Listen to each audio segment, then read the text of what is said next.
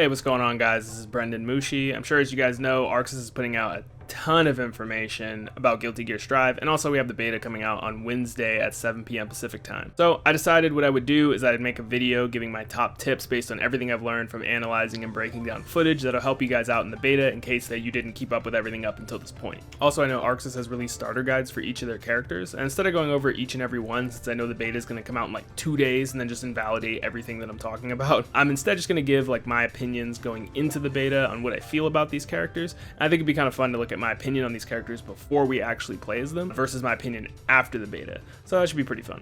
So the reason that I'm making this video is because I know a lot of you guys that follow my channel are Guilty Gear players. Some of you are returning players, some of you have never touched a Guilty Gear game before, and some of you are new to fighting games in general, but you plan to play the beta on Wednesday. I know Arxis put out a guide for each character. They also put out a basic mechanics guide, and those are super helpful, and you should definitely check those out. There's probably going to be a tutorial in the game as well. So the purpose of this video is to point out things that I didn't see in those guides that you might not know about, or that you should keep in mind going into the beta, so that way you can body as many people as possible, because that's the goal.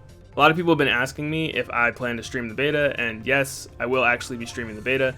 You can catch me over on twitch.tv/BrendanMushi. I'll be going live on Wednesday at 7 p.m. Pacific time, and also on Thursday at 7 p.m. Pacific time.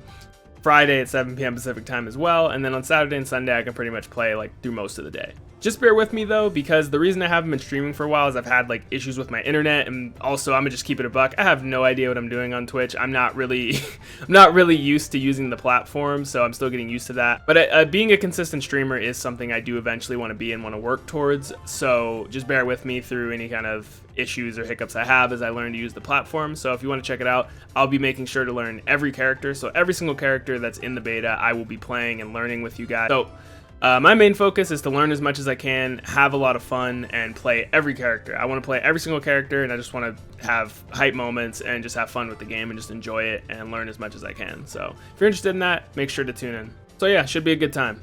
Alright, so I'm going to pull up some match footage and some examples, and I'm going to go ahead and get you guys some tips on how you can body some people in Guilty Gear Strive. Alright, so tip number one is to recognize that the Gatling system has changed. So if you come from a previous Guilty Gear game, or you come from Dragon Ball FighterZ, something where you traditionally would go light, medium, heavy, etc. down the line in order. That is how Guilty Gear games traditionally worked in the past, but in Guilty Gear Strive it's a bit different. So the button combinations in Guilty Gear Strive are punch, kick, slash, heavy slash, and dust, and typically you would be able to chain all the buttons in that order.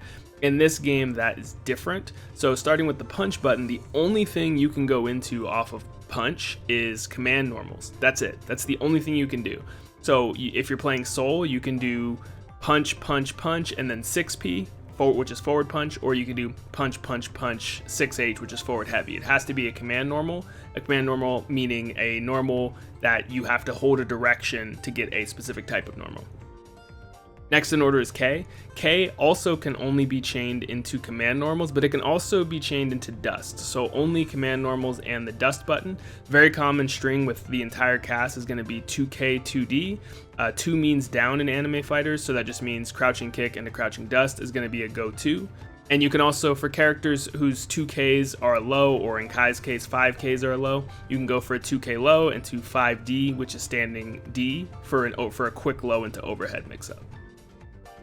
Alright, so next in the order is slash. So there's two different versions of slash, right? There's close slash and there's far slash. Far slash is typically a go-to poke for most characters, and close slash is a really good pressure tool or your go-to punish. If someone whiffs a DP or a really unsafe super, most of the time you're going to punish with a close slash.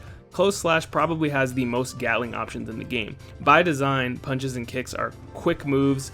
Oftentimes they're lows and can function as mix-up tools, so the chances of them hitting are pretty high. Whereas with a close slash, because it's a bit slower, you have to be in close proximity, and they tend to not really have high-low mix-up options off of them. The chances of them hitting are lower, thus you're rewarded more. So this is going to be your go-to pressure tool up close or punisher. Close slash can go into a lot of things. You can go close slash, far slash, heavy slash, close slash straight into heavy slash, close slash into 2D, which is sweep, down dust. And also, since slash goes into heavy slash, it can also be used really well in pokes for a lot of characters too. Not every character, but for example, Kai is a good example of a character who can poke with his far slash and then Gatling it into heavy slash and then throw a fireball. So far slash into heavy slash is going to be what you're looking for when you're poking. So slash gives you a lot of Gatling options. Heavy slash and dust are essentially where the combo ends. You can't Gatling heavy slash into dust. So heavy slash is either going to be your ender of your Gatling, or dust is going to be your ender of your Gatling. Tip number 2 is to practice your conversions. So it's pretty easy to understand exactly what your normals and special moves are used for, but what a lot of people forget is that it's important to be able to convert those into damage.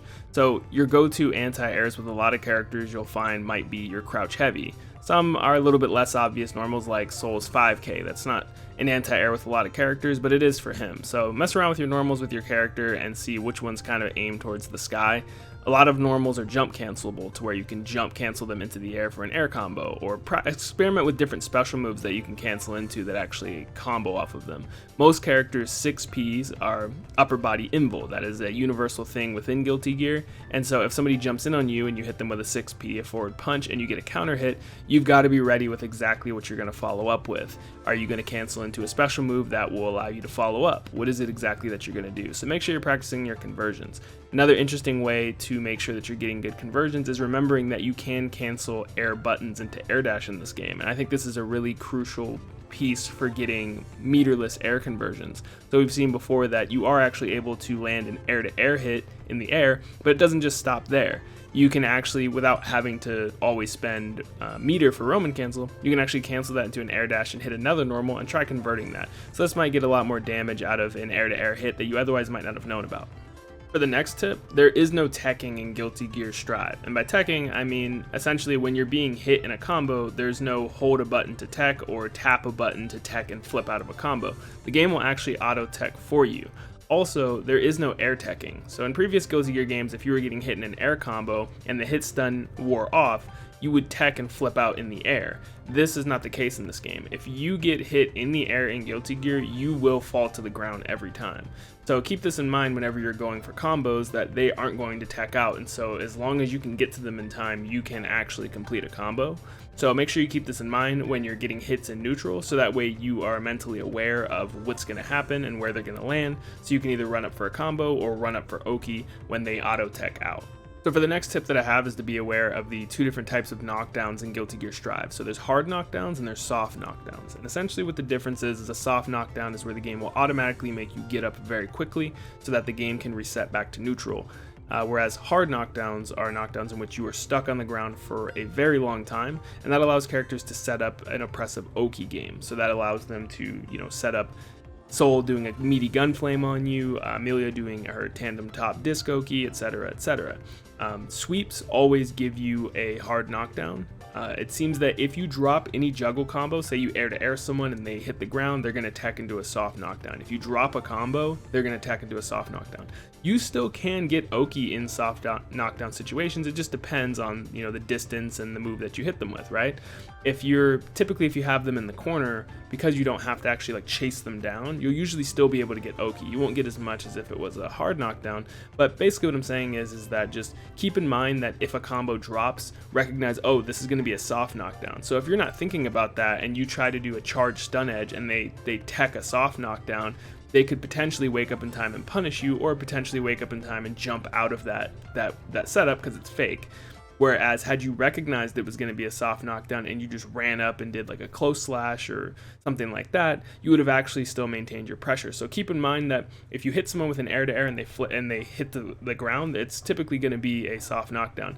And try to keep in mind which of your special moves cause hard knockdowns. I know Giovanna has that kick move that causes a hard knockdown. And I know Kai's baseball slide, it looks like, is a soft knockdown. So try to pay attention to what types of knockdowns your special moves are causing. Universally, it looks like throws and sweeps with the entire cast cause hard knockdowns.